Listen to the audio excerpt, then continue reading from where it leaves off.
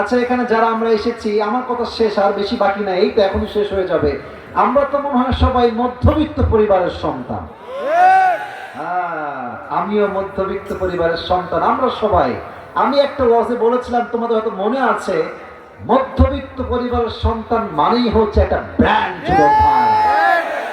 বলেছিলাম কেন, আমাকে সাইকেল দিবেন তাও চলবে, বাইক দিবেন তাও চলবে, কার দিবেন তাও চলবে, যদি বলেন হেঁটে হেঁটে যাওয়া লাগবে তাও আমার চলবে, কারণ আমি মধ্যবিত্ত পরিবারের সন্তান।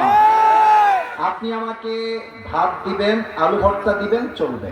ভাত দিবেন, সবজি দিবেন, চলবে। ভাত দিবেন, ডাউল দিবেন, চলবে। ভাত দিবেন, মুরগি দিবেন, চলবে। ভাত দিবেন, লাউ দিবেন, চলবে। কিছুই দিবেন না, জাস্ট একটা পানি দিবেন আর এক প্লেট ভাত দিবেন, পচা, খুব বেশি ভালো না, বাসি ভাত, আমার পান্তা ভাত আর একটা কাঁচা মরিচ হলেই আমার চলবে।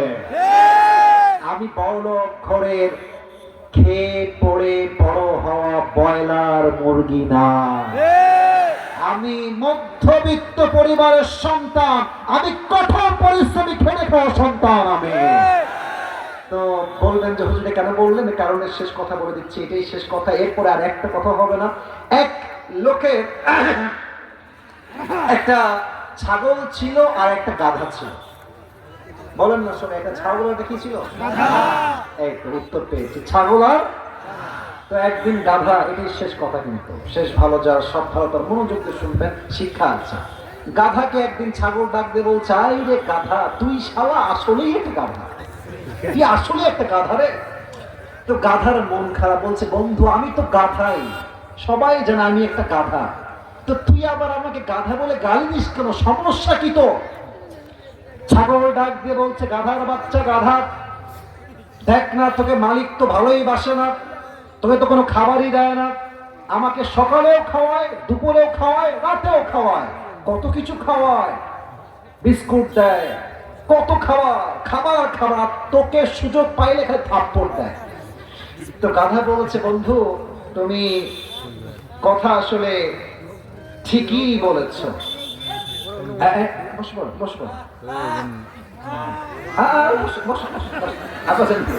আচ্ছা বুঝেছি, একটু একটু সমস্যা আছে, বুঝেছি। আচ্ছা এদিকে না, আমার কথা মনোযোগ দেন, মিডিয়া আছে তো, রেকর্ড হলে বাজে দিকে যাবে, সবাই একটা বিট দেন,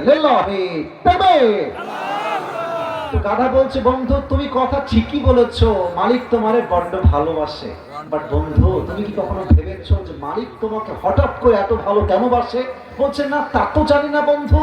বলছে, বন্ধু তাকায় দেখো, সামনে কুরবানির চাঁদ উঠেছে, তো সামনে তো কুরবানি আসছে, তোমার তো মাশাআল্লাহ জবাই হবে, তাই তোমাকে খাওয়াচ্ছে, পড়াচ্ছে, বিন্দাস খাওয়াচ্ছে, সময় আসলে গরুর হাটে তোমাকে বিক্রি করে দিবে, ঠিক কিনা বলেন?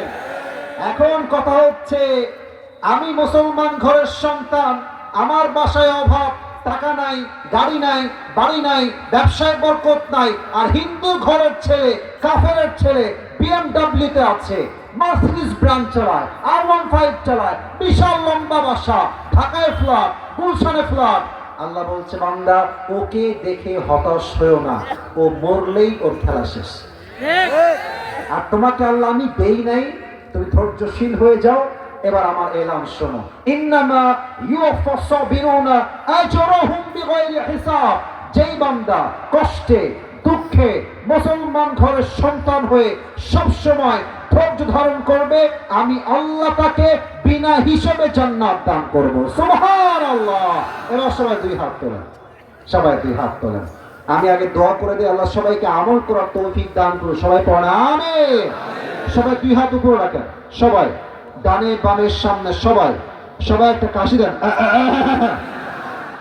একটা তাকবীর দিবেন আমার সঙ্গে বাঘের মতো, লিল্লাহি তাকবীর। আল কোরআনের আলো, আল হাদিসের আলো, কোরআন হাদিস যেখানে, আলেম ওলামা যেখানে, হাত উপরে রাখবেন। শেষ কথা, আমাকে সবাই একটা ওয়াদা করবেন, এই মুহূর্তে রাত বাজে 12:30, প্রায় 1.5 ঘন্টা সময় নিয়েছি, 12টা 12:30 বেজে প্রায় পার হয়ে গেছে। আমি যা ওয়াদা করতে বলি আমার সঙ্গে ওয়াদা করলেই আই থিঙ্ক দ্যাটস এনাফ। সবাই বলুন আমাকে, হুজুর এটা কুড়িগ্রামের সাউন্ড হয় না, সো সরি। বলেন সবাই, হুজুর আমরা কুড়িগ্রামের সন্তান, আপনাকে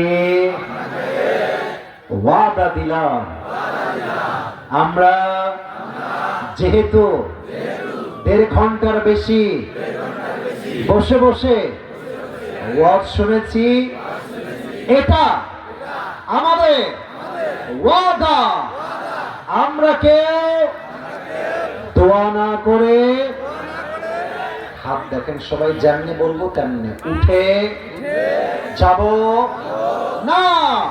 ওই সবাই হাত করে ইনশাআল্লাহ হাত নামান। এবার যদি কোনো মামুর বেটা উঠে যায়, আল্লাহর হাবিব বলেছেন লা ঈমান আল্লাহ লিমান লা আমান আল্লাহ, যার কথা ঠিক নাই তার ইমানের ঠিক নাই, ঠিক কিনা বলে? সবাই যারা দাঁড়িয়ে আছেন আপনাদের পায়ে হাত ধরে আপনারা শুধু দোয়ার জন্য বসে যান। সবাই বসে যাবে, দেখবেন সবাই বসে যাবে ইনশাআল্লাহ। এই দেখেন বসে গেছে, এই দেখেন এরা এমনি বসে গেছে। আর এই কুড়িগ্রামের সন্তান আমরা, ভদ্র ঘরের সন্তান আমরা, ঠিক কিনা বলে? আর যারা